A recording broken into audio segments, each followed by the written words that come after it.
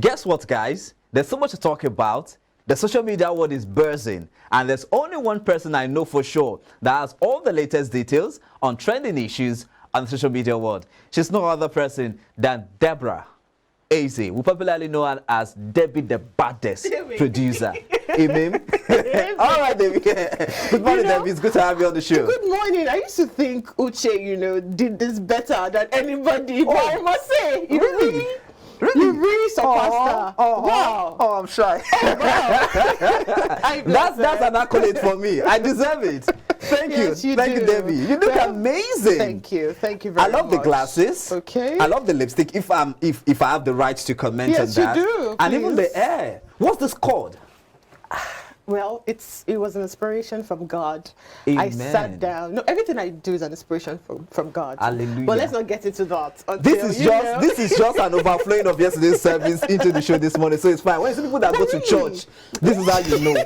Those who go to church, they avoid anything church, anything conversation that has to do with church. So this is how you know. But it's fine. Debbie, over to you. Give us all you have for us today. All right, a lot happened over the weekend. Great. But, I'm just going to take some of it. Okay. And the first story for today is we're going all the way to Niger State. Okay. On Friday, the Niger State Speaker of the House of Assembly announced that he planned to assist young victims of banditry attacks in his constituency by marrying them off. The Speaker of the Niger State House of Assembly, Abdul Malik, said that he only came up with these plans because he had been approached by religious leaders regarding how the orphans were helpless after the banditry attack that took their parent. Now, although local religious leaders supported this idea, it didn't sit well with the Minister of Women Affairs and members of the public who took to social media to air their grievances. Now, let's take a look at some of the reaction on social media. Now, the first reaction from Ken, he said, this shows us what the priority of the North and its politicians are. While others are talking about economic growth and well-being, they prefer mass weddings. Another reaction said, let us know if your own girl child is being given out for marriage at that age without equipping her with skills and education. Speaker, sir, enlighten your people to think of developing human resources to change the poverty level they find themselves. Another reaction from Fire, and he said, instead of sponsoring to the summit of their education or empowering them through vocational training and grants to start a business immediately after the fall, he wants to marry underage girls off to unemployed or uninformed and underdeveloped men, recycling poverty. Another reaction, why do you as a person know, or what do you know about these girls? Who told you they are not being educated? Does one incident determine what the speaker does for his people? To us, marrying out our daughters is an achievement. It makes them live a responsible life. My speaker, please forget about that rubbish minister, and go ahead with your good intention. Thank you. And finally, it's saddening to realize from people's comments here that those from a particular religion and region are in support of this mad approach of the speaker, all in the name of make them no turn ashawo chai. It is very sad to realize we have people with such mindsets in this present age.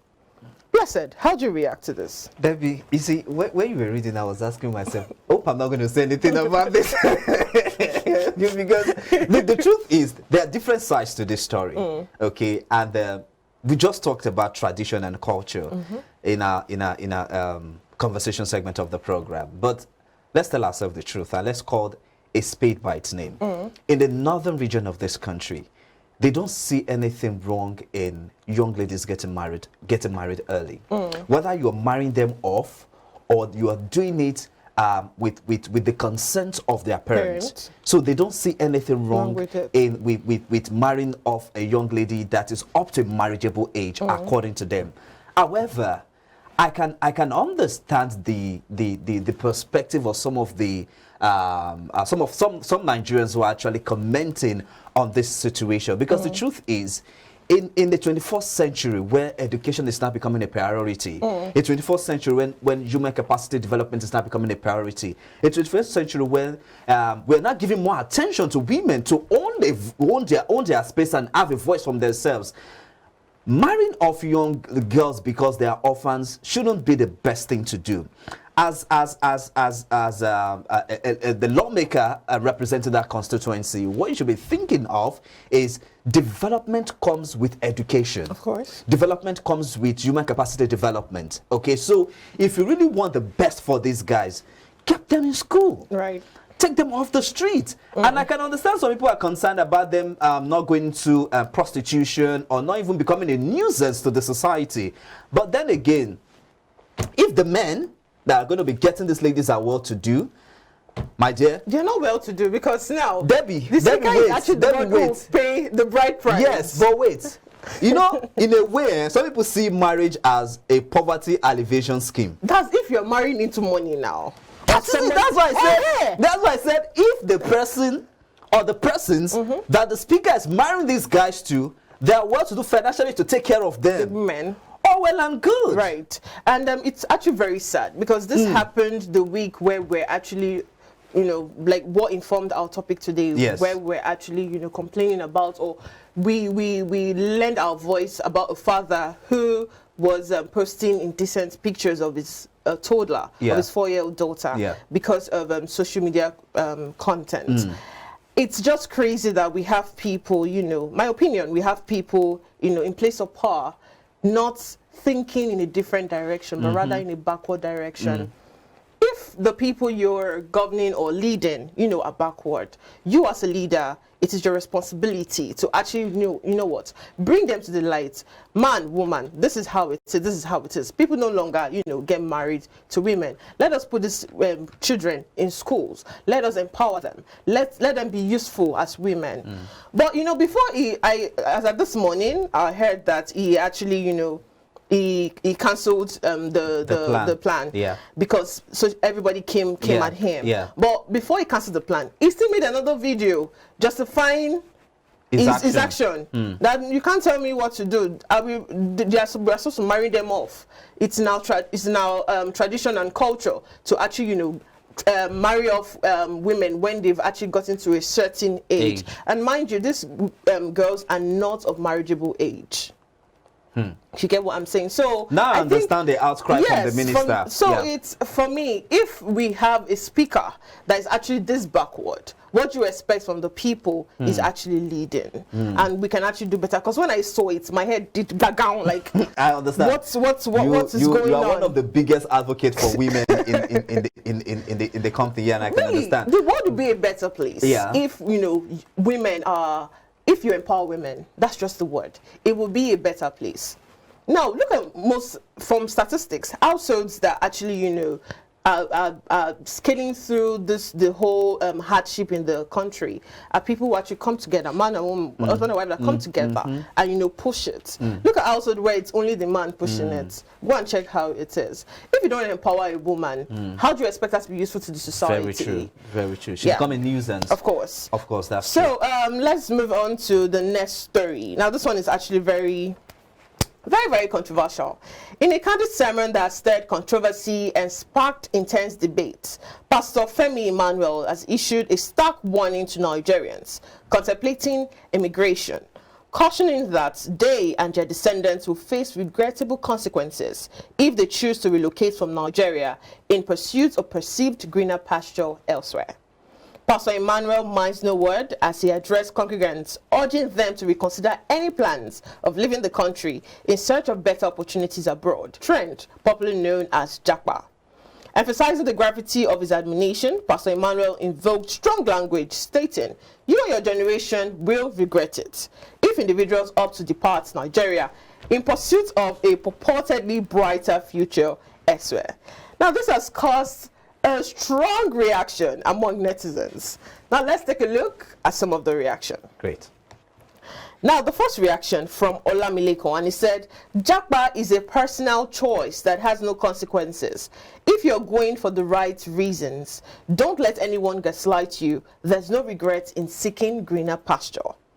Tommy of Canada said, "Many of us have left Nigeria, and it's one of the best decisions we will ever make for our generation. Let him speak for himself. He shouldn't speak on behalf of people's lives." Another reaction. "Is there any agency that approves churches in Nigeria? Things are getting out of hand the way anyone can come up as a pastor and say anything." Another reaction, a rich pastor preaching to a poor man that the life in Nigeria is greater than anywhere else.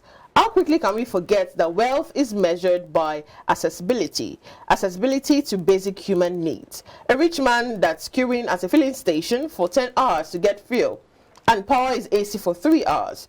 You call that wealth? If you like, no jackpot on time.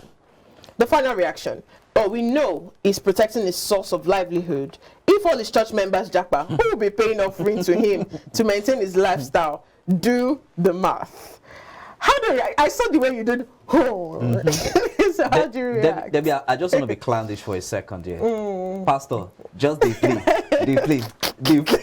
Well, that's just it. So the truth here is, I like the fact, when you read through, I like the fact that it didn't state it that he heard from God or God instructed him to say this to Nigerians or what have you.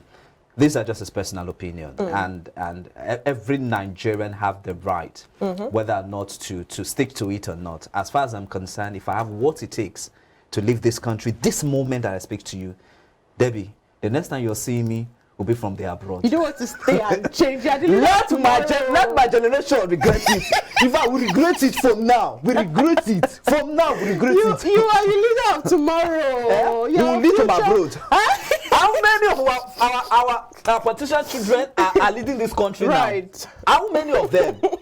They take their children outside. They get the best of education, the best that money can offer.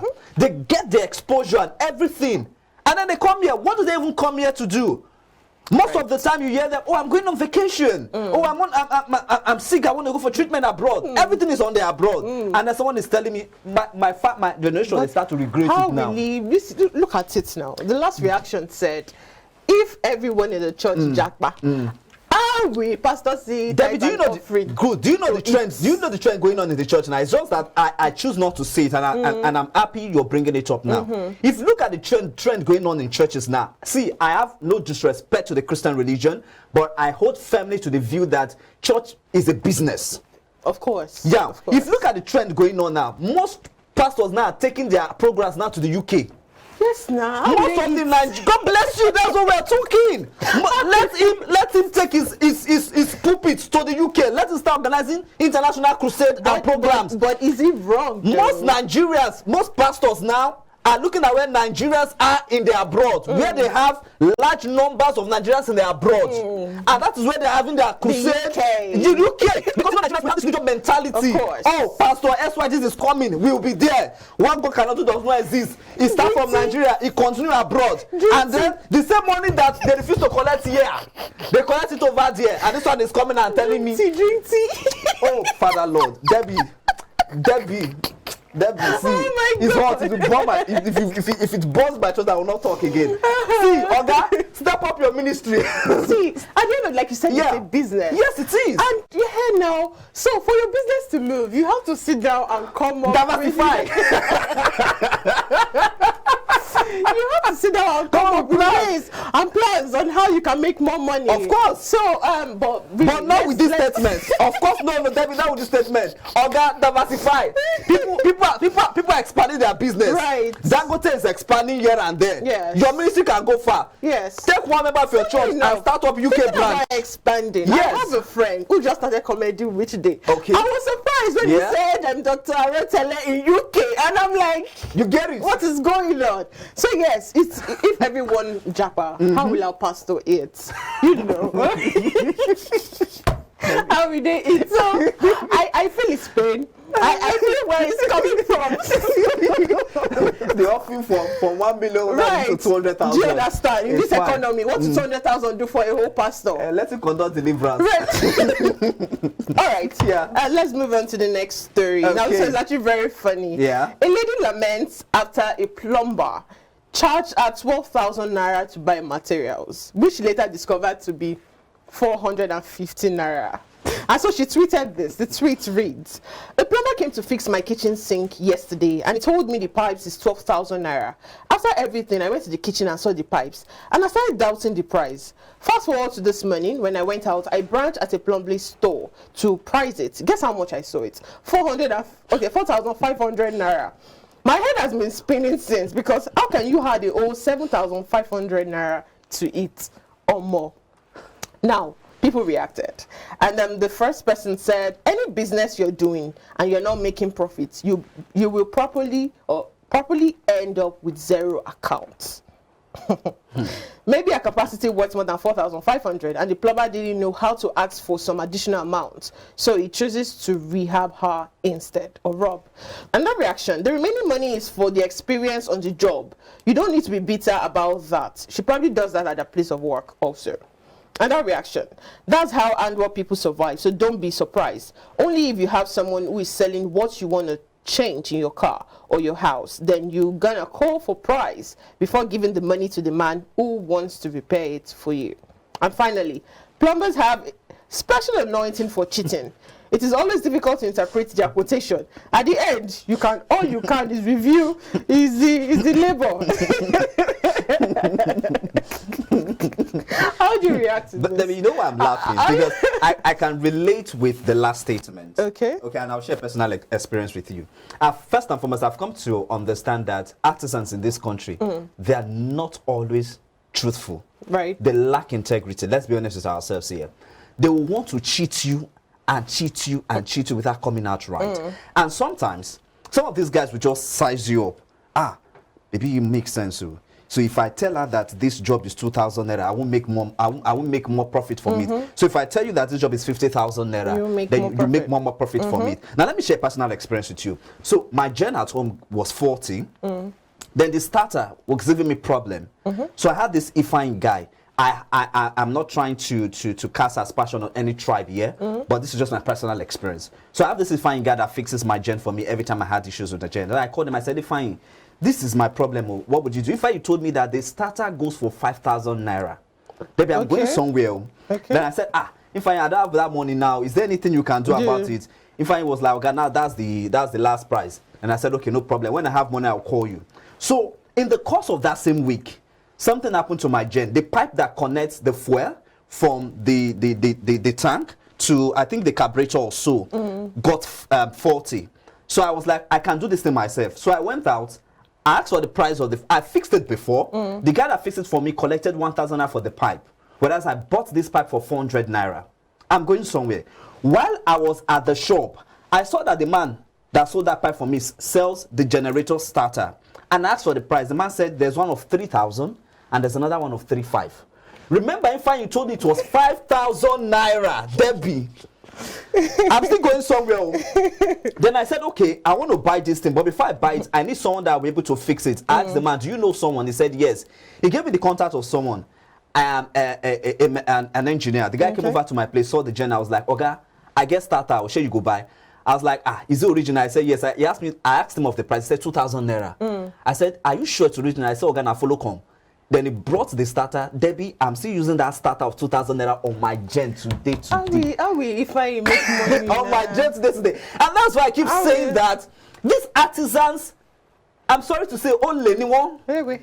Yes, only give anyone. Small pig. No, in this country of Nigeria today, you buy starter of 2,000, 1,500, and you pocket the rest, and I'll still pay for workmanship. Kodana, it's bad. It's bad. Let's call a spade by its name. It's bad.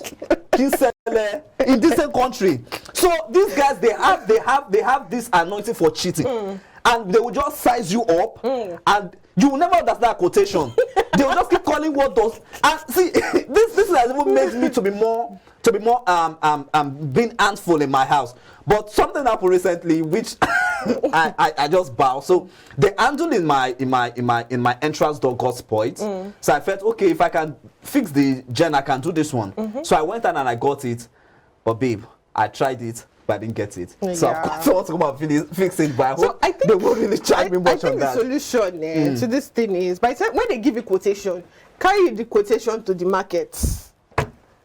That is it. Because I remember when a bidding was actually going on that has to do with me. When we wanted to roof the building, and they'll call different what they call them carpenters right? to come and measure the length. We called 4 different carpenters and they gave us 4 different quotations. The one that actually seemed less By myself, I went to Songo. Okay. Went to price the plank. I don't know how they measure.